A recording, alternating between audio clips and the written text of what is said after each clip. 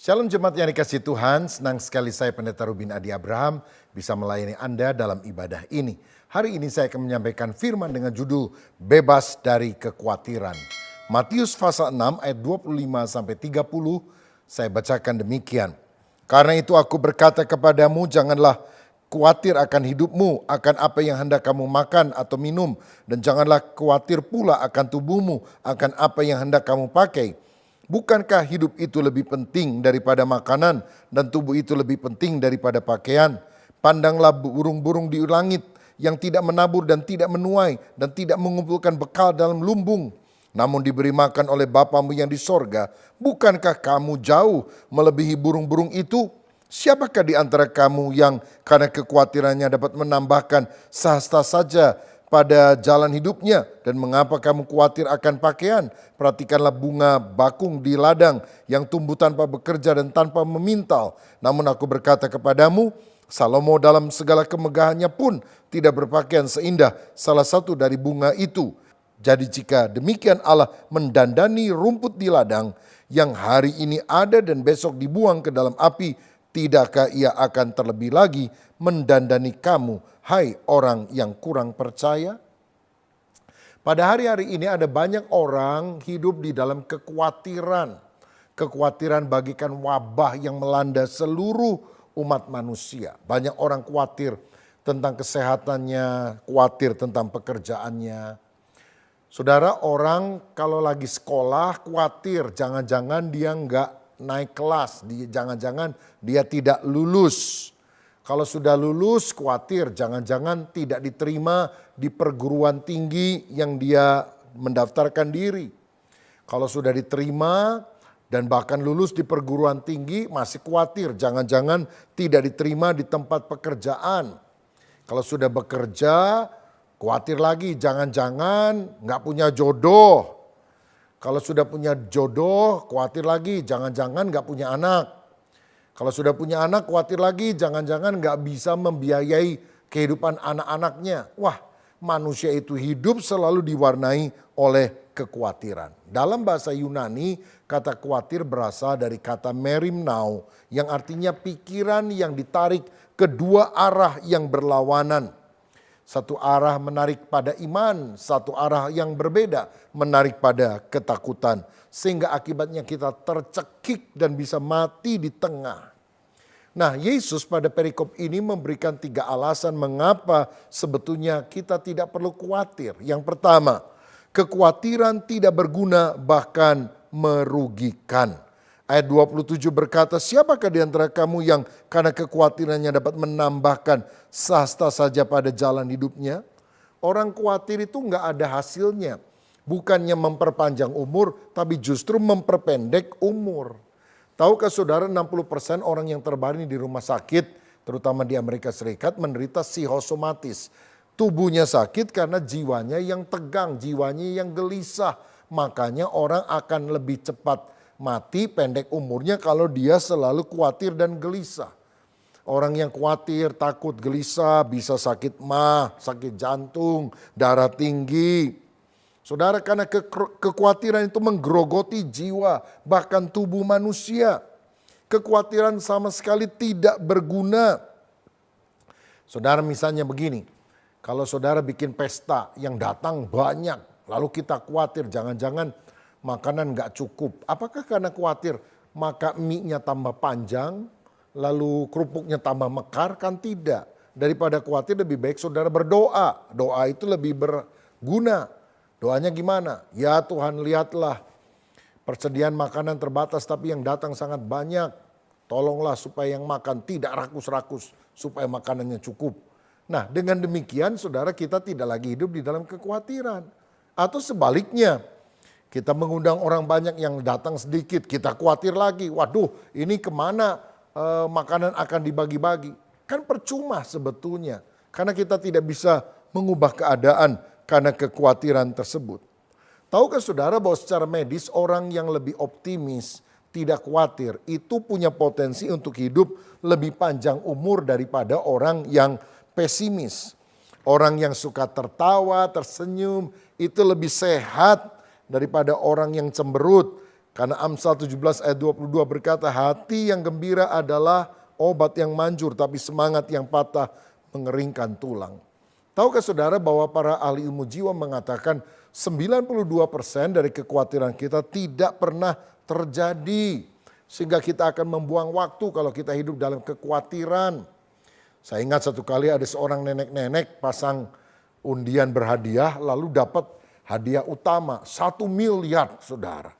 Tapi karena nenek ini sakit jantung dan dia belum tahu berita itu, maka anak cucunya kumpul. Gimana ya kalau dikasih tahu takutnya sakit jantung mati. Lalu seorang usul, kita panggil aja dokter pribadinya, biar dokter pribadinya yang menyampaikan. Oh, ide bagus juga kata yang lain. Ketika dokter pribadi dikasih tahu, dia yang ngomong sama nenek. Lalu dia bilang, "Nek, sehat, Nek?" "Sehat." "Jantungnya kuat?" "Kuat."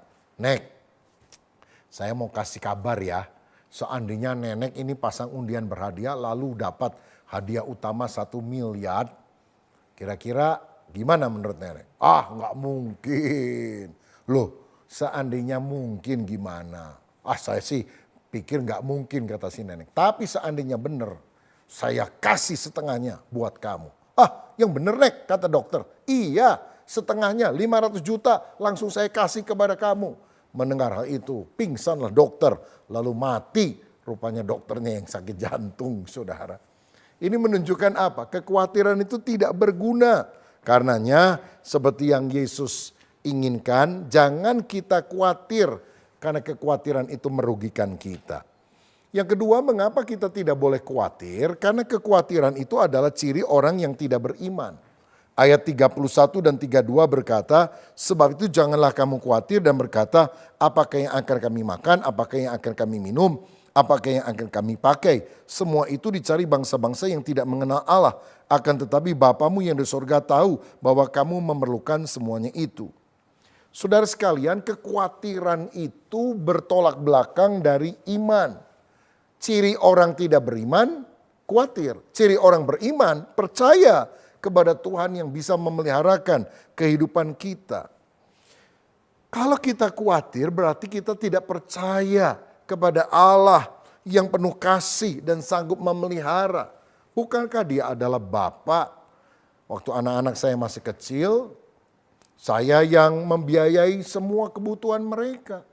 Mereka mungkin tidak pernah pikir apakah hari ini ada makanan, ada pakaian, bisa sekolah atau tidak. Dia percaya saja papanya bisa menyediakan.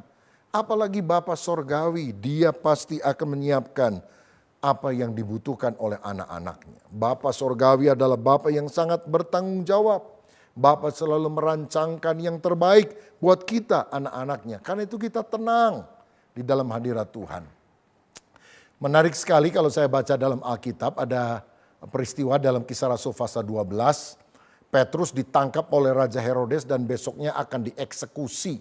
Mau dihukum mati setelah minta persetujuan orang banyak. Tapi apa yang dilakukan oleh Petrus ketika itu menjadi malam terakhir bagi hidupnya? Apakah dia gelisah? Waduh, ketakutan. Kisah 12 ayat 6 berkata, pada malam sebelum Herodes hendak menghadapkannya kepada orang banyak, Petrus tidur di antara 2 prajurit, terbelenggu dengan 2 rantai. Selain itu prajurit-prajurit pengawal sedang berkawal di muka pintu. Petrus tidur, saudara. Kalau saudara tahu besok engkau mati, bisa tidur nggak malam ini? Kok Petrus bisa tidur? Dia percaya hidup mati ada di tangan Tuhan. Apalagi Tuhan pernah ngomong dalam Yohanes 21. Waktu kamu muda kamu bisa mengikat pinggangmu pergi kemana saja kamu mau. Tapi kalau kamu sudah tua orang akan mengikat tanganmu. Jadi Tuhan menyatakan bahwa Petrus akan mati. Tapi mati kapan? Waktu tua. Mungkin dia doa dulu sebelum tidur. Tuhan, saya kan masih muda. Saya belum tua. Jadi saya yakin saya besok belum mati. Saya percaya perkataan Tuhan. Jadi rileks, tidur. Pada masa kini ada banyak orang tidak bisa tidur malah. Gelisah, takut, khawatir dalam hidup ini. Ada seorang datang kepada dokter dan bilang, dokter kenapa saya nggak bisa tidur ya? Bisa kasih obat tidur nggak? Bisa. Tapi saya pakai terapi yang lain dulu ya, yang lebih alamiah. Coba kamu pulang ke rumah, lalu kamu pejamkan mata, pusatkan perhatian pada satu titik, lalu hitung pelan-pelan 1 sampai 10. Saya yakin sebelum sampai 10 kamu sudah tidur. Minggu depan orang ini datang lagi, dia bilang, dokter saya sudah coba, tapi tiap kali angka 8 saya langsung bangun. Jadi saya hitung nih, 1, 2, 3, 4, 5, udah ngantuk. 6, sangat ngantuk. 7, lebih ngantuk. 8, bangun. Saya ulang dari awal, bangun terus tiap 8. Dokternya yang bingung, kenapa ya kok bisa begitu? Profesi kamu apa? Oh saya petinju dokter. Oh pantesan, karena petinju kalau udah 8 nggak bangun, maka dia dianggap knock out, saudara sekalian. Nah berapa banyak orang khawatir dan takut dalam kehidupan ini. Saya mau katakan kalau engkau menghadapi tantangan, begini rumusnya. Kalau saudara bisa pikirkan dengan sekuat tenaga dan pikiranmu. Kalau saudara bisa selesaikan semampu saudara. Tapi lebih daripada itu, yang kita tidak bisa tangani, serahkan kepada Tuhan. Berdoa, karena Tuhan masih mampu mengerjakan bagiannya untuk mendatangkan mujizat. 1 Petrus 5 ayat 7 berkata, serahkanlah segala kekhawatiranmu kepadanya sebab ia yang memelihara kamu. Saudara, jadi mengapa kita tidak boleh khawatir? Yang pertama tadi, karena kekhawatiran itu tidak berguna bahkan merugikan. Kedua, kekhawatiran adalah ciri orang tidak beriman. Yang ketiga, kenapa kita tidak boleh khawatir? Karena Allah tidak ingin kita khawatir. Ayat 25 tadi berkata, karena itu aku berkata kepadamu, janganlah khawatir akan hidupmu, akan apa yang hendak kamu makan atau minum. Janganlah khawatir pula akan tubuhmu, akan apa yang hendak kamu pakai. Bukankah hidup itu lebih penting daripada makanan dan tubuh itu lebih penting daripada pakaian? Saudara, mengapa kita tidak boleh khawatir? Tuhan tidak mau saudara khawatir. Karena apa? Karena Allah yang memberi saudara hidup pasti akan memberikan kepada saudara hal-hal lain untuk menunjang kehidupan tersebut. Allah yang memberi hidup pasti akan memberi makanan, memberi pakaian, memberi rumah untuk kita bisa mempertahankan kehidupan itu sendiri. Lagi pula Roma 8 ayat 32 berkata, Ia Allah yang tidak menyayangkan anaknya sendiri, tetapi yang menyerahkannya bagi kita semua, bagaimanakah mungkin ia tidak mengaruniakan segala sesuatu kepada kita bersama-sama dengan dia. Artinya, Bapa rela mengorbankan Yesus untuk mati di salib untuk menyelamatkan kita. Mati aja rela, masa memberkati saudara, mencukupkan kebutuhan saudara, dia tidak rela? Pasti dia akan rela. Saudara, jangan kamu khawatir, kata firman. Karena hidup itu lebih berharga dari makanan, lebih berharga dari pakaian. Ayat 26, Tuhan Yesus memberikan perbandingan. Lihat burung di udara, tidak menanam, tidak menyiram. Tapi Tuhan pelihara. Kita kan bukan burung, kita manusia yang lebih berharga daripada burung itu. Pernah lihat burung stres? Karena khawatir besok gak makan? Gak ada burung yang stres. Kenapa saudara stres? Ayat 29-30 diberi perbandingan tentang bunga di ladang yang indah mekar tapi besok layu. Pada Salomo dalam kemegahannya tidak menggunakan pakaian seindah bunga itu yang hari ini mekar besok layu. Jadi hidup kita ini yang lebih panjang umurnya daripada bunga, lebih berharga daripada bunga, pasti dipelihara oleh Tuhan. Saudara ingat, kita ini biji matanya Tuhan. Tuhan pasti akan proteksi. Sehelai rambut di atas kepala kita tidak akan jatuh kalau tidak dikehendaki oleh Tuhan.